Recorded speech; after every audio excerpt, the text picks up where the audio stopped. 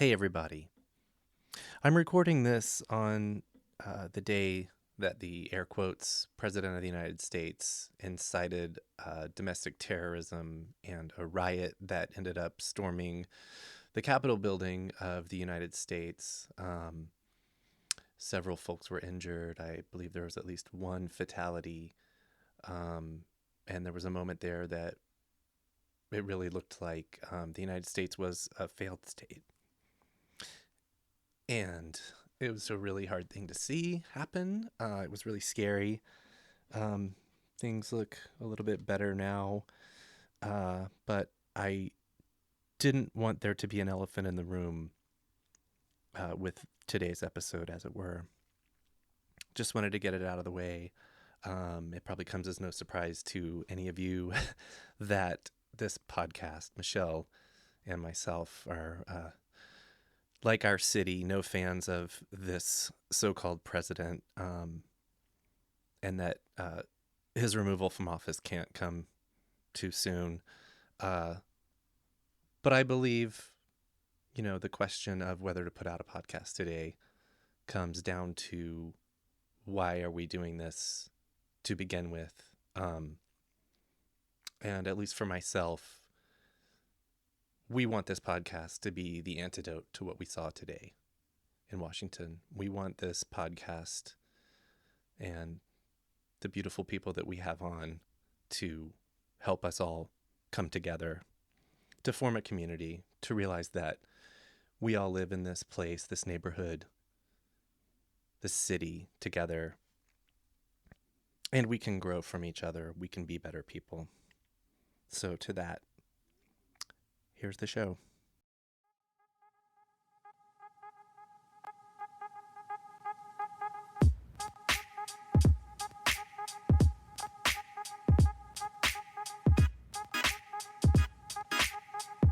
I love the energy here anyways. Do you know what I mean? Once you get off the BART and you get to the top of the stairs and it's like, that motherfucker, and like some crazy guy, and like, I love that shit. That was photographer Marcell Turner. I'm Jeff, and this is Storied San Francisco. In this podcast, Marcell picks up where he left off in part 1. His first place in San Francisco was in the Lower Haight, and his first job here was at the Virgin Megastore that used to be on Market. As he was set to start working at Amoeba, Marcell had a chance encounter at a party that led to a dream job. He talks about how he got started taking photos as a kid, as well as the reaction to his art over the years. Marcell ends this podcast talking about why he ended up leaving the city, as well as his hopes for San Francisco in the near future. Here's Marcell.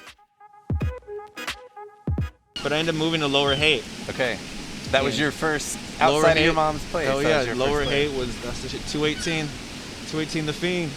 What other kinds of things were you doing in those besides smoking blunts and working going to shows? Like you had Jeremy Fish on here, and Jeremy Fish was talking about going to a bunch of hip hop shows and stuff like that. And we were going to Storyville and the Justice League, really, and just watching hip hop shows there, and just having parties at the house and drinking. House parties. Yeah, and then I ended up getting sick of. I didn't want to work at Virgin anymore because I just got over it. It's like a big high school. It's pretty big, and there's like. It's huge. I got over it, and I remember I was like, I just hate this job. I don't want to work anymore. So I applied at Amoeba. Yeah. Because I thought it was a little looser, whatever, but still music. And I ended up having an interview, getting hired there. But I went to Storyville one night and got hammered. There were some pro skaters in there that I was like, oh wow, I got hammered, blacked out, hammered. Okay. And I wake up the next morning, and I dig in my pockets doing the check, like, oh, what happened? Like making sure I got all my shit. And I pull out a business card, and it says Think Skateboards, Venture Trucks, Lucky Bearings, and Freedom Clothing. Oh shit. And I'm like, what is this? And then Mickey Darius was the name on it. And I said, what the hell is this? So I show my roommate, and he's like, well, you should call him up. And I was like, I don't even know who gave me this. I don't remember, and like whatever. And he goes, right. He goes, because you kept talking about you hated your job all night. I think that dude gave you a card. I think they're hiring because you were saying, I hate my job. No. Right. And so anyway, I ended up, the day I was supposed to, I called the number, the day I was supposed to start at Amoeba, I ended up I made a decision to take the bus to Hunters Point. Actually, my friend Dylan's mom gave me a ride. She gave me a ride to Hunters Point to get interviewed at the skate spot. So obviously it wasn't going to work at Amoeba no more. Thank God they hired me at the skate spot and working in the warehouse at Think Skateboards. Okay. Fuck yeah. And that was fucking amazing, you know? Yeah.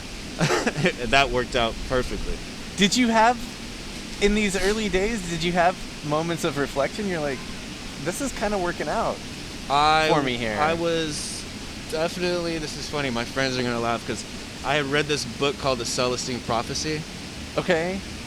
And basically the book just talks about intuition and signs and you know, just basically talking about, it's before The Secret and all that shit. It's like talking about your intuition and just following your path and that kind of stuff. And that's actually what led me, I feel like that led me up to San Francisco in the first place. Me just being like, that kept coming up.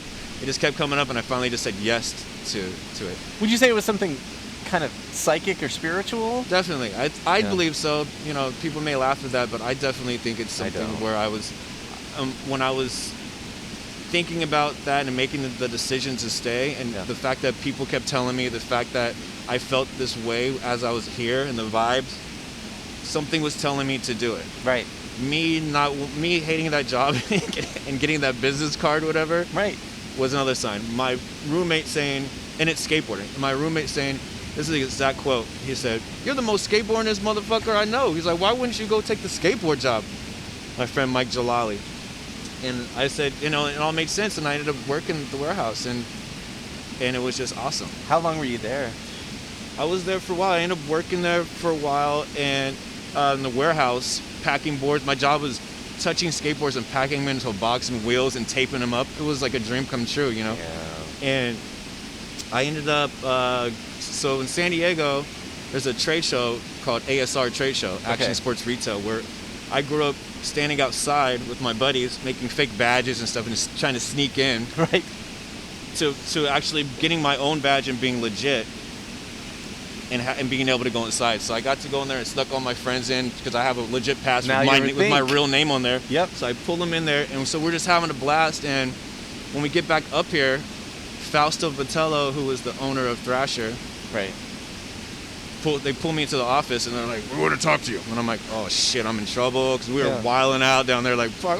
Our booth was just like boozing, and we had a big group of people, like, you know. And so he goes, "Well, we want to make you, we're going to start a new division from Lucky Bearings. We're going to have Lucky Skateboards, Lucky Wheels, and Lucky Bearings. We want you to be the team manager." And I'm like, holy shit. He goes, "We had a huge sales over the weekend because everybody wanted to know what the fuck was going on over there because we were just debauchery." Yeah. So he goes, "We figured you'd want to do this." And I'm like, "Oh yeah, of course, hell yeah, I want to do it." Yes. And so I got to build a team for Lucky Skateboards, Lucky Bearings, and Lucky Wheels. Okay. And I was like 21 years old. Right. That's the other part. So then here we go. And I'm just like, it just kept going. And as far as reflecting, no, I don't think I think I was just so in it. Like, say you don't need to. It's easy to do so now, but also, and getting way ahead, it's like now you're here and you have a kid and you're So there was something 20-something years ago that was like, boom. Yeah, and it kept happening. Yeah. Oh, this is what I wanted to talk about on the road trip up. Yes. We're driving up on the road trip, and we're driving up, and we stop at Carl's Jr. Okay. We stop at Carl's Jr. We're filling up the water in the radiator, the whole deal. And I get a double Western bacon cheeseburger. It was my joint. We're driving up. We're driving by Cowshewitz, you know, Harris Ranch. Yeah. Cowshewitz, and it's just hot as fuck. And I've never heard it called that. They're spraying the cows with a sprinkler. Oh man. You know, and it's just like it's hot, and you can see the cows right there. Yeah. And I'm eating a double Western bacon cheeseburger. Yeah. And I take the burger, and I look at the burger, and I look at Cowshewitz, and I go, "Fuck this!" And I throw the fucking hamburger out the window. Okay. At Virgin, I go up to the bookshelf. I'm on my Celestine, look for the sign shit. Yep. right? I get on BART. It talks about looking at your place on public transportation and where picking your seat, just like how we picked this seat here. Right. The skaters just rolled by. Yeah. So I get on the BART and I'm like, I see this paper. I'm like, I'm gonna pick it up. It's gonna tell me something. I pick it up. It says the Celestine Prophecy. It was a new book that just came out, the 12th Insight. I go, holy shit, no way. I know this is gonna sound super kooky to people, but I'm like, no fucking way. And I close it up. I go to Virgin to the bookstore, the book section on the 3rd floor, and I go to the spirituality section, and that book is sticking out of the shelf. I kid you not. Sticking out. And I start laughing. I go, this is way too much. Like, yeah, something came behind the scenes, which is like... It was just all happening. I was like, this is fucking too much. Yeah. But I'm in it because I know that I'm coming from a pure place. I'm just wide open. I'm just being, super pure about everything. Just stoked and just being in a good, positive zone. Anyways, in the book it talks about, basically like if you're like cows are lined up and they're chopping the heads off and the like conveyor belt. Right. And just saw like all that stress that's going into the cows as they're seeing their friends get chopped up or whoever, in front of them. All that stuff goes into the meat. Yes, it does. I believe. And so when we're eating that stuff, we're eating all that, So I become a vegetarian for 3 years, and so that was all based on that fucking burger and Kauschwitz, and the book as well, And I just I stopped eating meat for like 3 years, right? Which was gnarly on skate tour, because there's only Denny's and like. Especially back in the day. It was fucking hard to be vegetarian. Even here. Or harder. I used to go to Herbivore. Remember Herbivore? Oh, I would just eat at Herbivore every fucking night. I loved Herbivore. By myself. I did so. But I got sick. You're eating the same thing. Same thing, right. Only so many portobello mushrooms that... Jesus Christ. You already know. And red peppers. Yeah. And, yeah, man. I was eating terrible. I was eating... We're on skate tour. I'm eating mac and cheese and mashed potatoes and super hella fries and you know what I mean? Starch. Hella starch. I didn't know what to do. Yeah. Somebody later told me, like, Greg Carroll, he's like, hey man, like, if you need me to show you how to do something, then give me some vitamins and like some other stuff. He's like, you still have to take these supplements if you're not gonna be eating. Anyway. Okay, so you're working, you have this fucking dream job at Lucky. Yeah. You put a team together. Yeah. When and how did being behind the camera? My mom, back in the radio station days, my mom would send me on these YMCA camp trips. Okay. Lie about my age, say I was older than I was, and gave me a disposable camera, like the little cardboard joints, whatever. Oh yeah. And she sent me to Yosemite. Nice. And I went to Yosemite, and I had she sent me one of those. She goes, Sully, I want you to see the world, and I want you to bring the world back home to me so I can see. Beautiful. And I'm like, I'm young, and it was crazy because I'm a lot younger than everybody because she had to be a certain age. And she would lie, say I was like 2 years older than I was. But when you're little, it's a huge difference. Yeah. And so I would, and again, didn't know anybody, so I'm walking by myself, and I just started taking photos. Down in the valley, or in Yosemite, yeah, all over. I can't remember. We were definitely in the valley. Went camping down there, like where all the monuments or whatever. Right down there, like Half Dome and stuff. Yeah, right to Glacier Point. And we were down there, and I remember just taking photos, and I brought them home, and I was like, oh, this is cool. Just getting photos developed, I was like, oh, this is cool. And so I always had like a little point and shoot camera, like on me, and I just always appreciated photography. I went to Catalina, was another trip we went to where the same thing happened. And your mom sent you out there? She sent me to Catalina too. She's like, bring me back Catalina. She was like, bring it back. Yeah. But it was crazy. I went up there to Catalina, and we went camping in this really remote spot. It was super hot, and they give you like per diem. Your family gives you money. Like there was a general store, but you had to walk like I want to say like 2 miles to this spot. Okay. And I'm really young, so I get to the store and I buy Pepsi. I don't buy any water. I buy Pepsi. Right. And again, hanging out with older kids, they're drinking Sharps.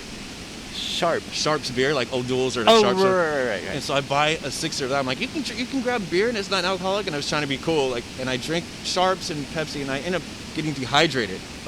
As you do. And I dehydrate. And I'm in my tent. And I shit myself. And puke. Man.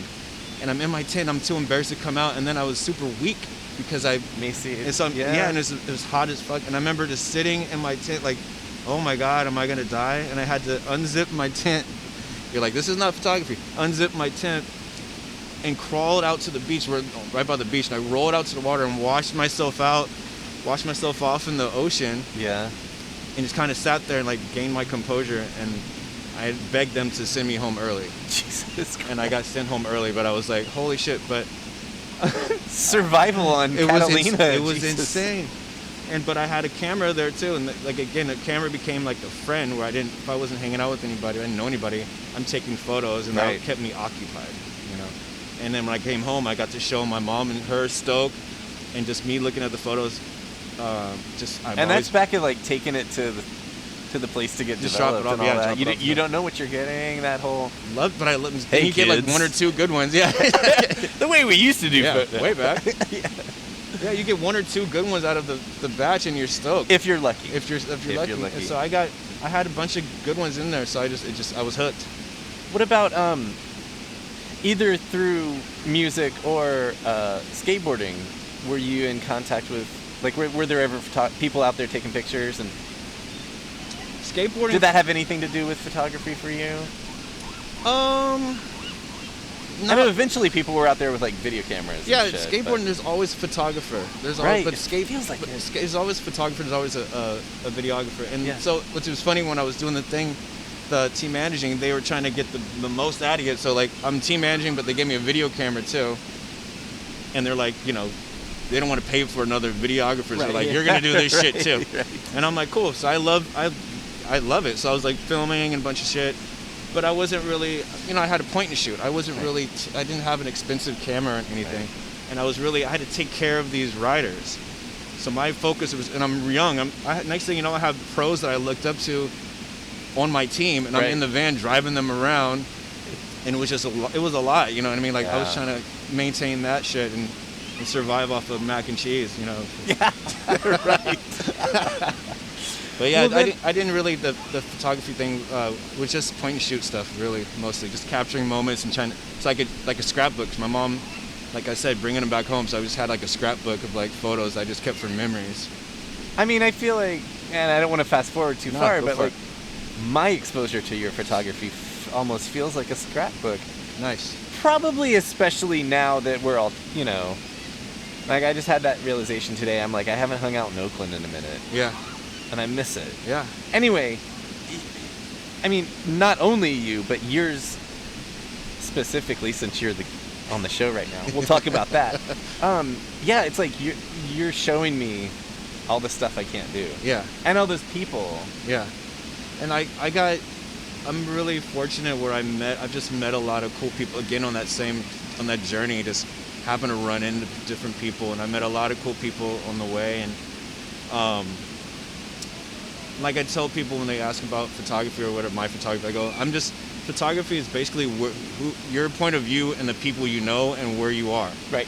You know what I mean? Like, so I happen to be around interesting people sometimes, or because I have taken photos by myself and had to be there on these journeys by myself, I take photos of landscapes, or I see moments, I'm observing and I'm watching stuff, things that warm my heart, things that are interesting to me, which may be mundane to some people, but for me, that's just like, it's a bird flying by or something, just with the light, shadow, and the composition. I'm big on composition. Mm-hmm. And so those moments are that's what I try to capture. And like, I love when people tell me they don't live here anymore, where they goes, oh man, I love your photos because it reminds me of home. And I'm like, good, because I'm trying to, that's what I'm doing. I'm capturing these moments right now because this is what I love. I love all this. I love this.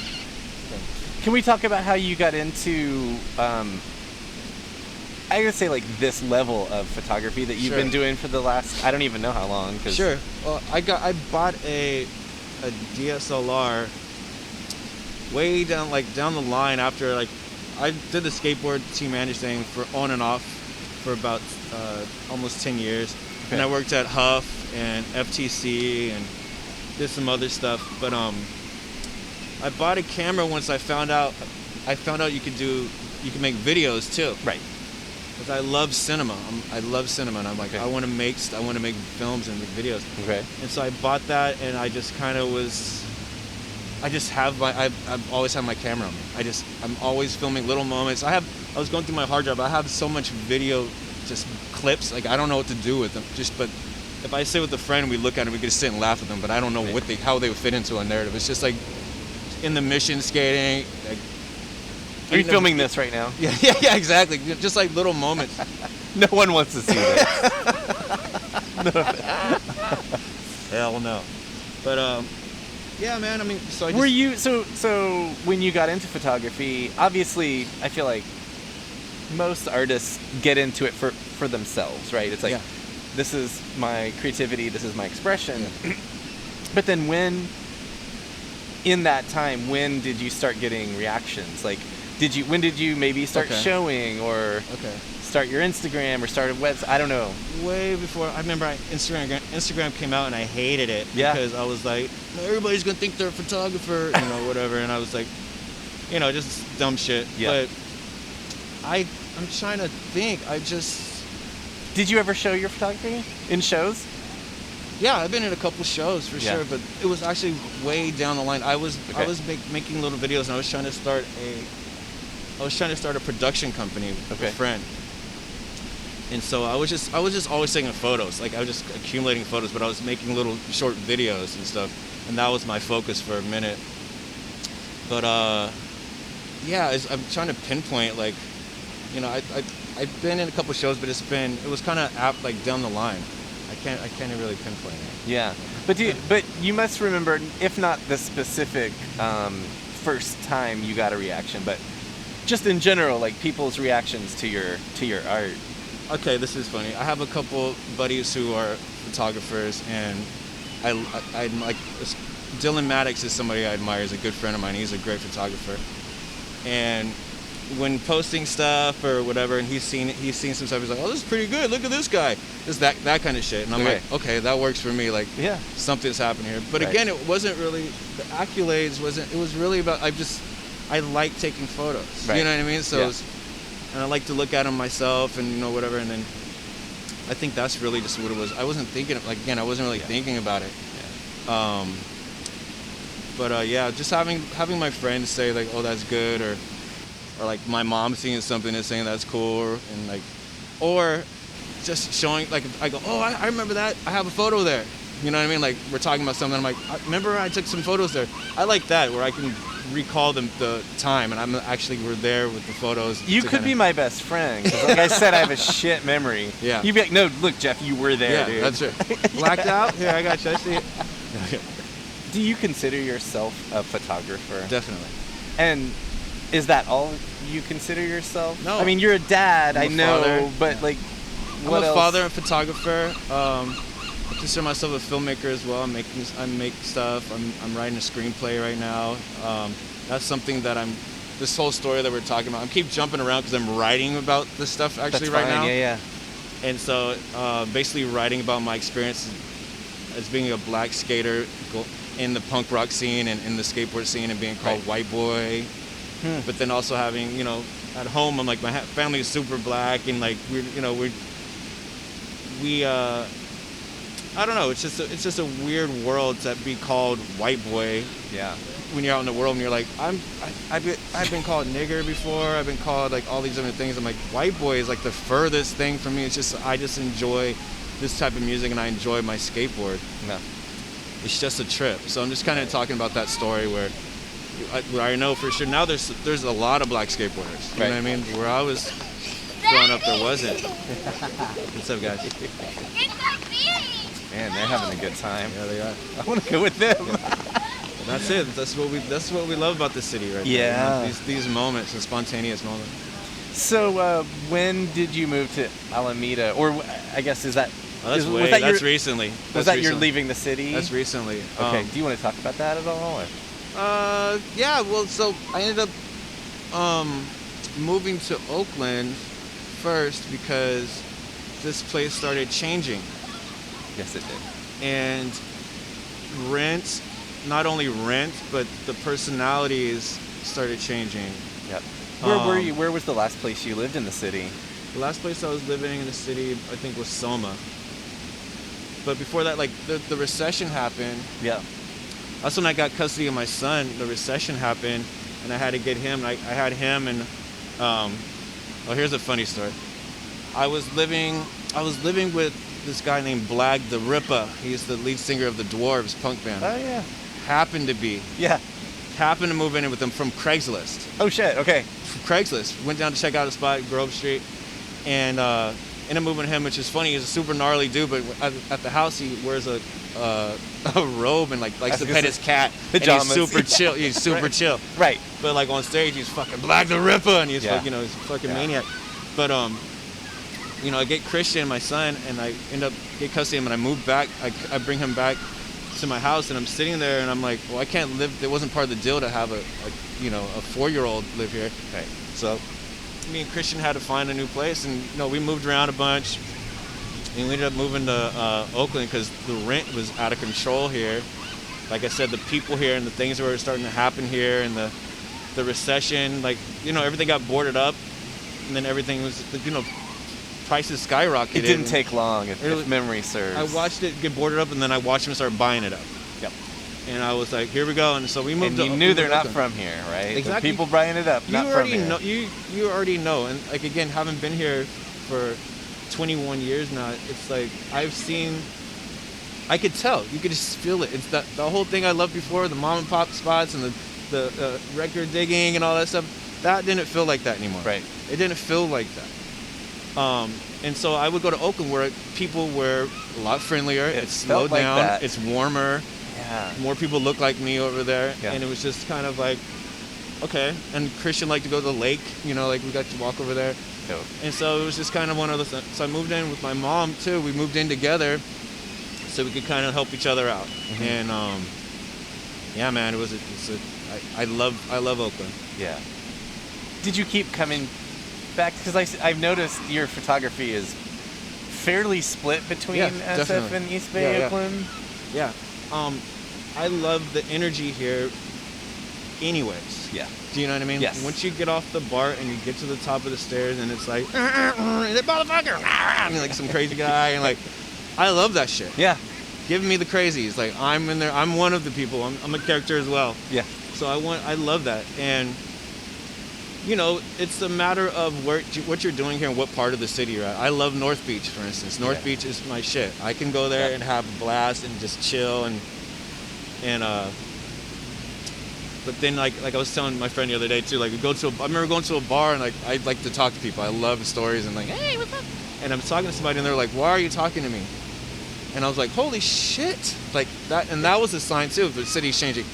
What I loved about the city when I moved here was exactly the fact that I'm learning all this stuff and people are open to talking about stuff. And I'm meeting other artists and I'm meeting, all these different people and they were interesting. And they're interesting. I love characters, you know what I mean? So once the douchebags are coming in here and throwing money around and being pushy with their fucking Patagonia, and like I'm like, okay, like this is turning into something totally different. Yeah. But I love San Francisco aesthetically forever. This city, I love the city. This is, even though it's changing and like there's, the big towers and stuff coming up, whatever, like there's pockets of the city that you're not going to find anywhere else, and they're going to always kind of be that. And to that point, do you want to talk about your hopes for the near future? I mean, we're in a super fucked up time everywhere right now, but Well, here's something I was meaning to talk about was with Jeremy Fish. When I was working at the skate spot, Jeremy Fish, in his story, you said you started working in the skate as the artist? Yes. He was the artist. Okay, there. right. And so I would go downstairs and I'd go and I'd talk to Jeremy. I'd sit there, he probably got sick of me, but I would go down there and I would just sit there and watch him and I'd ask questions. And me and Jeremy we ended up going to like hip hop shows together. I think we went a couple road trips skating and stuff too. Oh, nice. He rips, by the way. Jeremy rips. Yeah. And yeah, it was great. Like going to the Justice League and just seeing like, man, who do we see there? We saw just so many different people. But I remember Slum Village. They came and that was a good show. There's a bunch of different people. I couldn't name them all off, but those kind of things are all gone. That kind of stuff started happening. It was like Brother-in-law's barbecue across the street. Yeah. Remember that place? Dude. Yeah. Oh, man. So, I was bringing him up because I was listening to the podcast when he was talking about the people that love it are here. And I definitely had a fuck this place moment where I moved to Oakland where I was like, I'm not going over there. Fuck that. Just to even get in there, the traffic is insane. Like you can't in and out, blah, blah, you know, like, and the people. But I've been coming out here a lot. I've been coming out here every day, actually, to be honest. I've been coming here every single day. I've been taking photos every single day, and I've been driving around. And I'm going, this is why this is perfect to talk about this, because I'm like, you know what? I fucking love San Francisco. Still, the reason, like when I moved up here, I was living with my mom in Oakland, but I was like, I'm not going to come all the way up here and not live in the city. I'm going to San Francisco. Right. I love Oakland, but the energy and the stuff here, the people here, like that's what I love. But what I see in the future here, I think it's just that. I'm hoping that some of the artists move back, or the new breed emerges. I can already see it through skateboarding. I can see the new kids, the new skaters that are coming out, and like all this stuff. I'm like, it's here. Like it's just a change of the guard. But the energy, the old energy, I see hints of it for sure. And I'm hoping we just have more. It should be about community. I hope there's more community and camaraderie here in the city, more love and helping each other out and showcasing our talents, the things that we have here. Like, I'm a big fan of Francis Ford Coppola and the fact that American Zoetrope, where they decided to start their own thing. Fuck the Hollywood studios. We're gonna have our own thing. I'm inspired by that. That action right there. It's like, okay, you guys are doing your thing down there and you want to control our shit, but we're gonna do it up here. And I love that, like I said, that run and gun vibe of the Bay Area in general, but especially over here. It's like, you know, we do it yourself, DIY. I hope all that kind of stuff starts coming back. That's my hope for the city.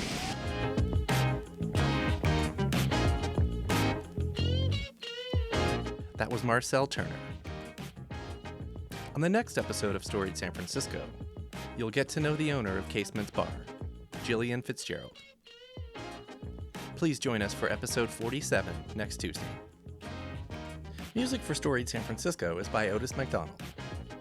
Photography is by Michelle Kilfeather. The show is hosted and produced by me. Michelle and I have produced more than 140 episodes over the last 3 years, and you can find them all at our website, storiedsf.com. While you're there, please check out our store, where in the month of December, we're donating proceeds of all sales to Supply Hope Info, a new nonprofit helping students with distance learning. We're on Twitter, Instagram, and Facebook, where you can like, comment, and share the stuff we put out. Find our shows just about everywhere you can listen to podcasts, including most recently BFF.FM's new podcast network. Please subscribe to stay up to date on all the content we publish. We love feedback, so if you have any, our email is storiedsf@gmail.com. Thanks for listening. Stay strong, stay safe, wear a mask, and stay healthy.